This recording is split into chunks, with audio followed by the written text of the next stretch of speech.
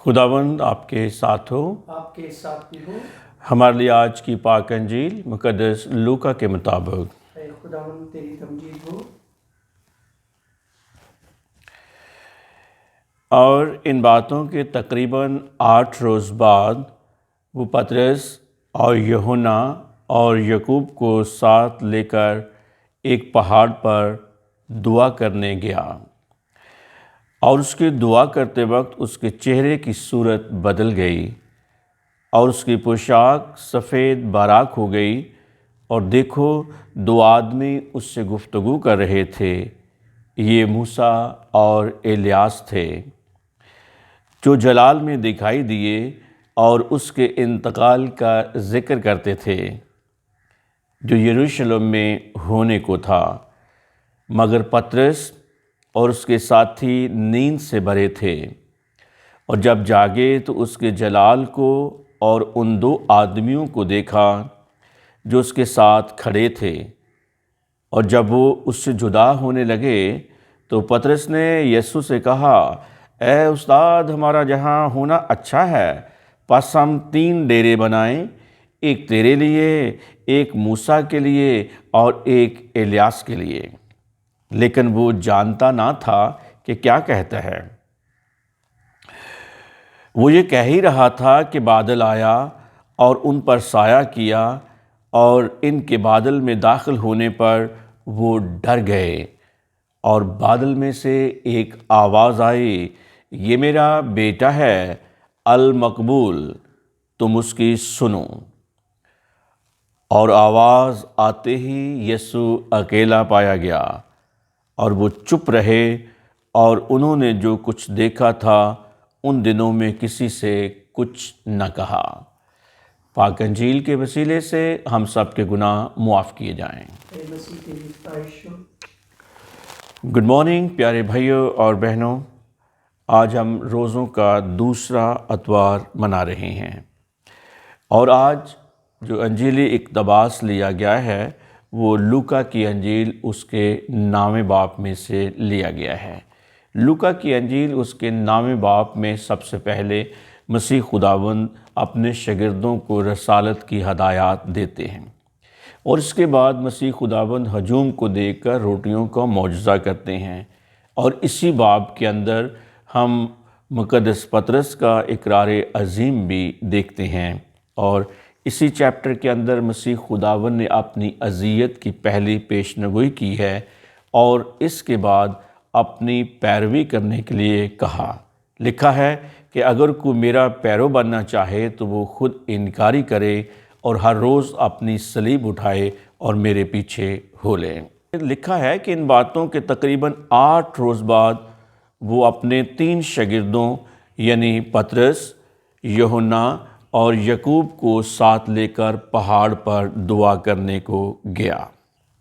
اور جب مسیح خداوند پہاڑ پر دعا مانگ رہا تھا تو کیا دیکھتے ہیں کہ اس کی ظاہری صورت بدل گئی، اور اس ظاہری صورت میں ایک دل مو لینے والا راز پنہاں ہے کہ دعا جن چیزوں کو بدل دیتی ہے ان میں انسان کا چہرہ مہرہ بھی شامل ہے۔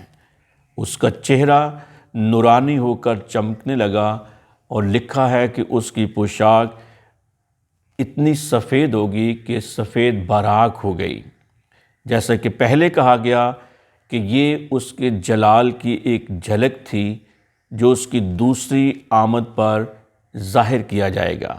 جب تک خداوند اس دنیا میں تھا اس کے جلال پر اکثر اس گوشت پوست کے بدن کے باعث پردہ پڑا رہتا تھا۔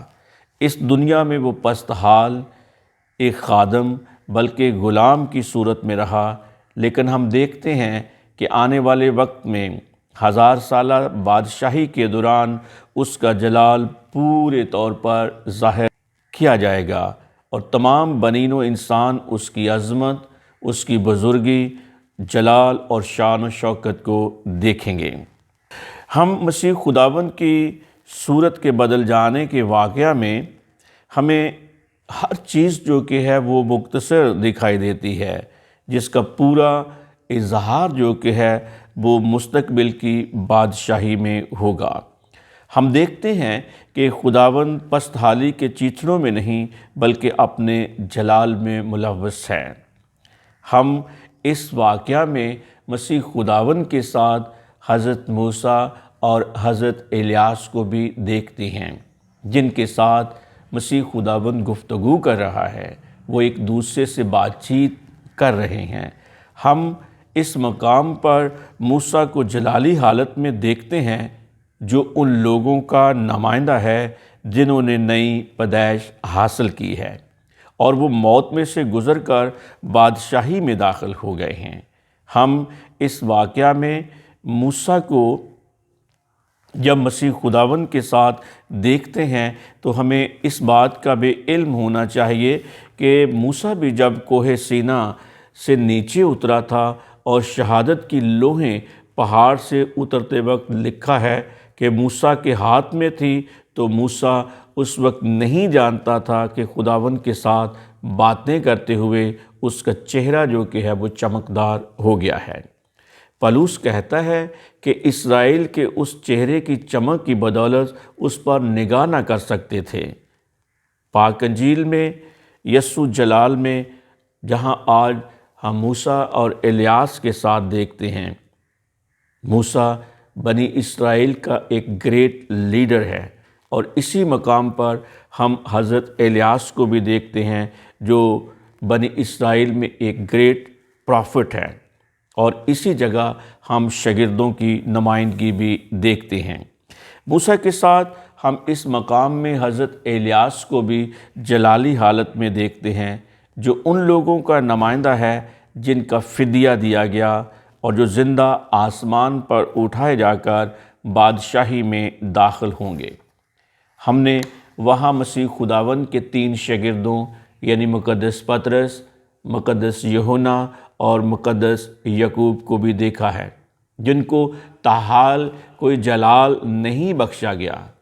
وہ اسرائیل کے نمائندہ ہیں جو 1000 سالہ بادشاہت کے دوران میں جسمانی حالت میں ہوگا۔ پھر اسی پہاڑ کے دامن میں بھیڑ بھی ہے جو ان قوموں کی نمائندہ ہے جن کو افتتاح کے بعد بادشاہی میں شامل کیا جائے گا۔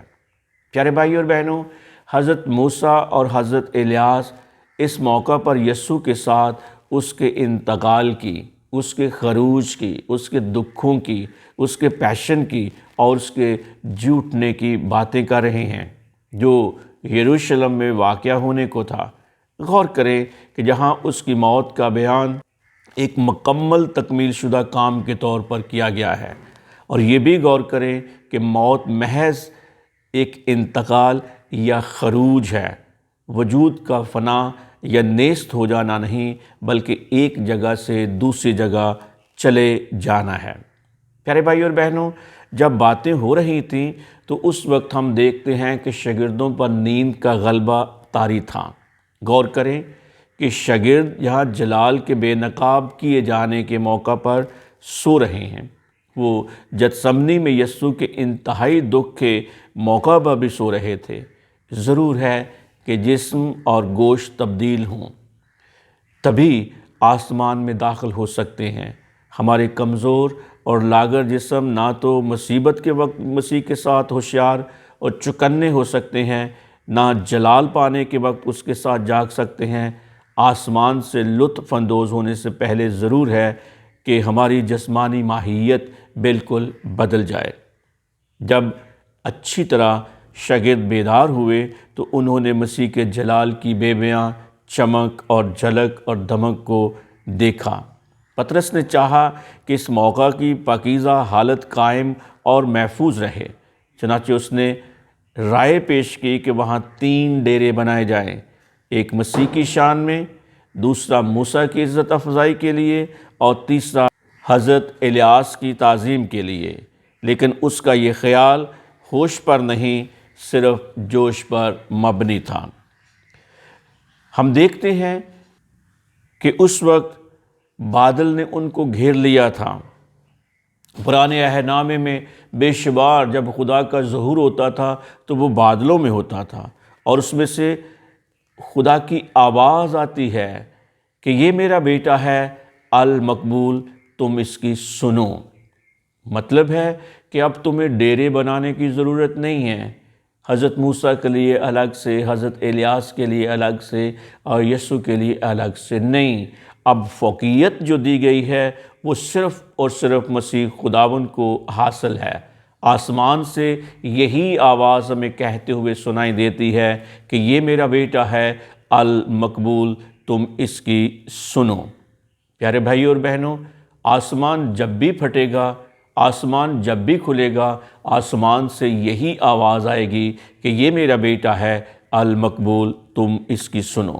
اور پھر ہم دیکھتے ہیں کہ قانا گلیل کی شادی کے واقعہ میں بھی مقدسہ مریم نے بھی زمین پر یہ کہا کہ جو کچھ یہ تم سے کہے وہ کرو۔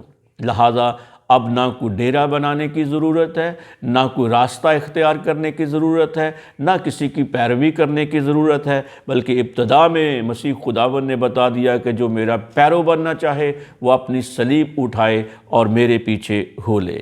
اب بہت سے راستے نہیں ہیں، ایک ہی راستہ ہے، اور وہ راستہ جو بیٹے کی بدولت باپ کے پاس پہنچتا ہے، اسی پر چل کر ہم نے اپنی مراد جو کہ ہے وہ حاصل کرنی ہے۔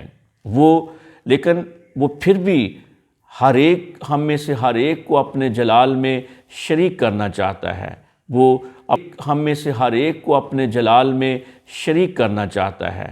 وہ اپنے باپ کے میراث میں اکیلا نہیں، بلکہ وہ ہم سب کو اپنے ساتھ لے جانا چاہتا ہے۔ کیا اس نے خوب فرمایا ہے کہ تمہارا دل نہ گھبرائے، میرے باپ کے گھر میں بہت سے مکان ہیں، اگر نہ ہوتے تو میں تم سے کہہ دیتا، اور میں تمہارے لیے جگہ تیار کرنے جاتا ہوں، تاکہ جہاں میں ہوں وہیں تم بھی رہو۔ وہ ہمارے ساتھ اپنا جلال شیئر کرنا چاہتا ہے، وہ ہم اپنے باپ کے جلال میں داخل ہونے کا راستہ دکھاتا ہے، اور بے شک اس راستے پر چلے بغیر ہم آگے نہیں بڑھ سکتے، اور وہ راستہ صرف اور صرف مسیح خداوند ہے، جس کی بدولت ہم آسمان پر خدا کی بادشاہت میں داخل ہوتے ہیں، اور ہمارے نام جو کہ ہیں وہ کتاب حیات میں لکھے جاتے ہیں۔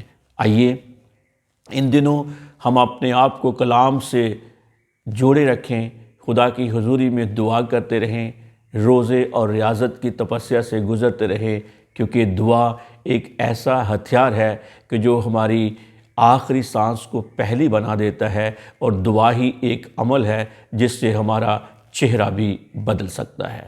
خدا مجھے اور آپ سب کو ان دنوں ریاضت کرنے کی، روزہ رکھنے کی اور خدا کا کلام پڑھنے کی توفیق دے۔ آمین۔